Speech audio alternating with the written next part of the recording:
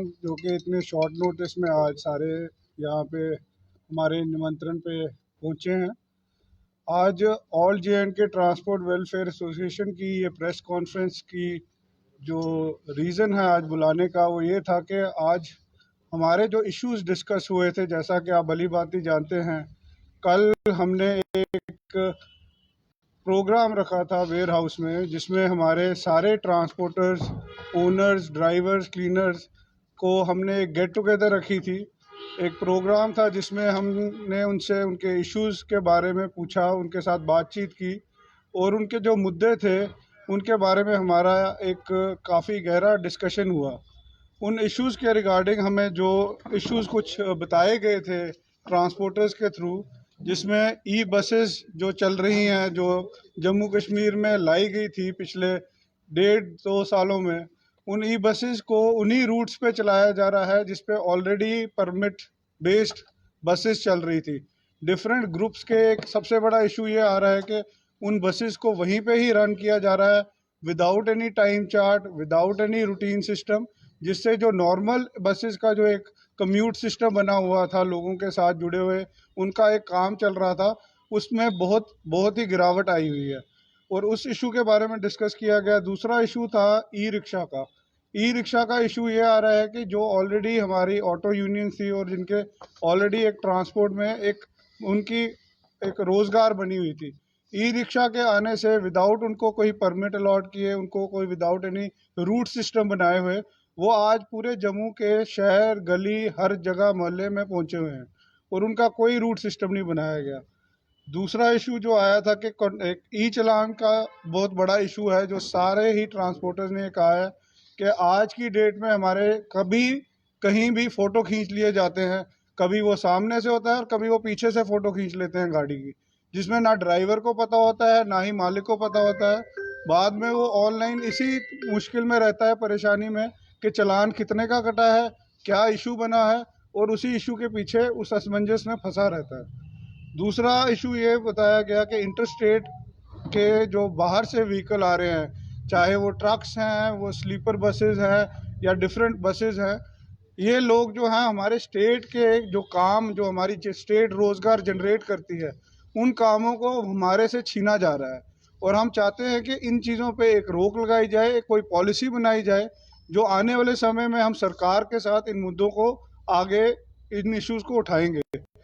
हमारा ये जो एक प्रोग्राम था, कल का प्रोग्राम, ये एक बड़ा अहम प्रोग्राम था जिसमें हमारी पूरी जे.एंड.के ट्रांसपोर्ट वेलफेयर एसोसिएशन साथ में पूरी टीम पूरे ट्रांसपोर्टर्स के साथ मिली और उनसे हमने जाना कि उनके साथ क्या इश्यूज चल रहे हैं। और दूसरा, एक हमारा पारिवारिक रूप में उनसे मिलना एक बहुत ज़रूरी काम था, क्योंकि जब से ये ट्रांसपोर्ट एसोसिएशन के मेरे को चेयरमैन नियुक्त किया गया है, अभी तक हम उनसे मुलाकात नहीं कर पाए थे। तो ये आने वाले दिनों में हम और प्रोग्राम्स करेंगे और उनके साथ और टाइम हम बिताएंगे, ताकि उनकी मुश्किलें हर ट्रांसपोर्टर की, चाहे वो एक ड्राइवर है, ओनर है, ट्रक वाला है, ऑटो वाला है, बस वाला है, टेम्पो वाला है, हम हर किसी का इशू लेके एक मेमोरेंडम बनाएंगे। और आने वाले वक्त में हमने ट्रांसपोर्ट मिनिस्टर से भी टाइम लिया हुआ है और हम चीफ मिनिस्टर उमर अब्दुल्ला साहब से भी मिलने की कोशिश करेंगे और उनको ये मुद्दे जो हैं उनके पास रखेंगे।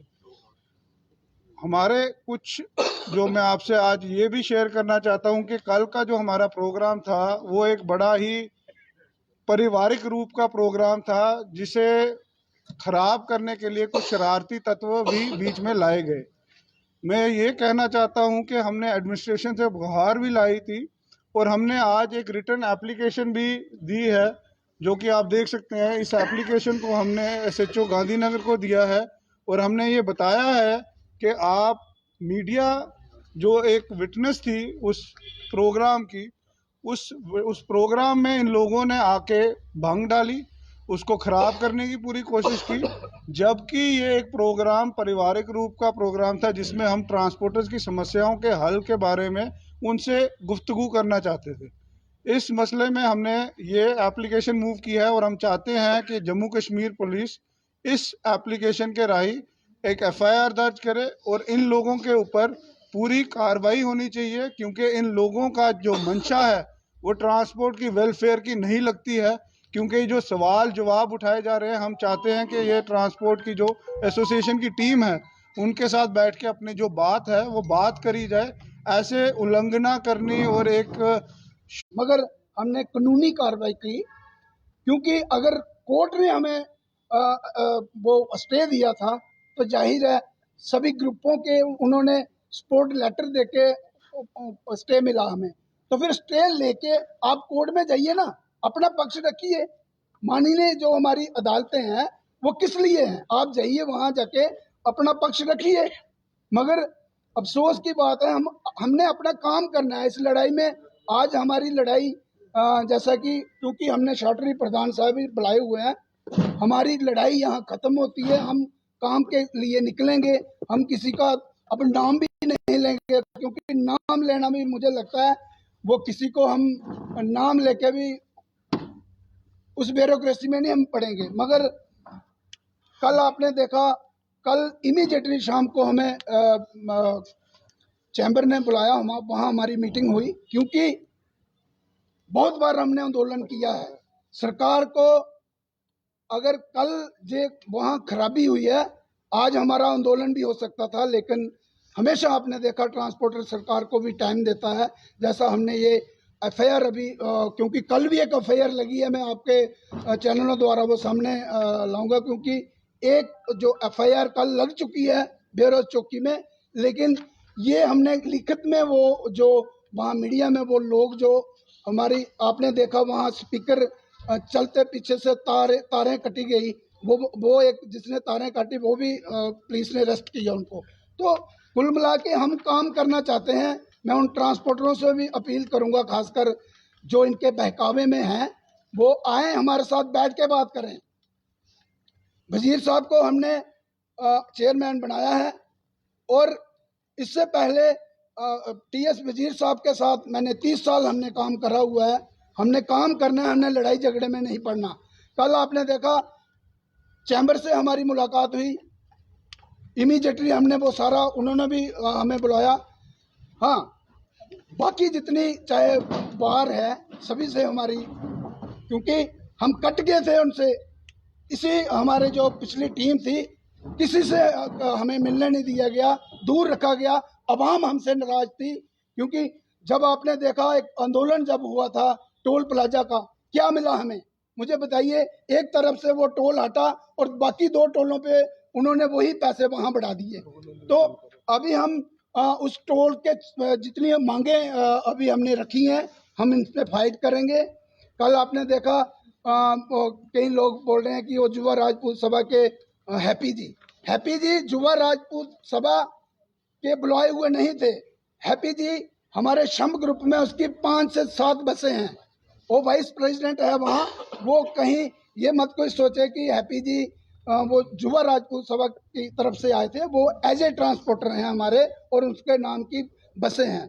और रही बात आगे की जो रणनीति है, वो मैं आपके आगे क्योंकि स्पष्ट करना चाहता हूँ। हमारा, मैंने कल भी कहा था, हम लड़ाई लड़ते हैं ट्रांसपोर्टरों के लिए, और आगे जो हमारा आंदोलन है थ्रू चैनल, जैसे हम पहले सरकार को टाइम देते हैं, अपनी मांगे जो हमारी जम्मू कश्मीर की जो मांगे हमारी हैं, वो हम एक मेमोरेंडम तैयार करेंगे और मेमोरेंडम लेके हम आगे सरकार तक पहुंचाएंगे। हाँ, आगे सरकार का जो काम होता है, जैसे वो हमें टाइम दिया जाता है, उसी ढंग से हम चलेंगे। क्योंकि मैं ये भी कहूँगा कि हम ई बसों के खिलाफ नहीं थे, हम ई रिक्शा के खिलाफ नहीं थे। हम गवर्नमेंट की अगर पॉलिसी आई थी उसमें पॉलिसी बनी। ई बस जो है वो भी एक ग्रुप है, जैसे हमारे ग्रुप्स हैं, टाइम टेबल से गाड़ियाँ चलती हैं, कहाँ हैंगरी रूट से है, कहाँ ज़रूरत है वहाँ गाड़ी चलाएं। और इसी के साथ मैं खासकर ये जो हमारी बाकी की डिमांड्स हैं, एक हमारी बहुत बड़ी डिमांड्स जो है, आप देखिए जब ये हमारे चेयरमैन साहब बने थे, एक 10,000 रुपया हमारी एक फीस होती थी, उसमें परमिट फी 10,000 20 गुना बढ़ा के उसको 3 लाख करा गया, 1.5 लाख करा गया, 2.5 लाख करा गया। तो हमारी फीस है उसमें ऑल इंडिया परमिट्स हैं, उसमें टेम्पो ट्रैवल जितनी हमारी कंट्रैक्ट कैरेज हैं, उसकी फीस आप देखिए 10,000 से 1.5 लाख, कितने गुना वो बड़ी। जो 20,000 थी उसकी 2.5 लाख 3 लाख रुपए। तो हमारी ये जो 5-6 मांगे हैं, हम इसको लेके टोल प्लाजा खासकर होगा।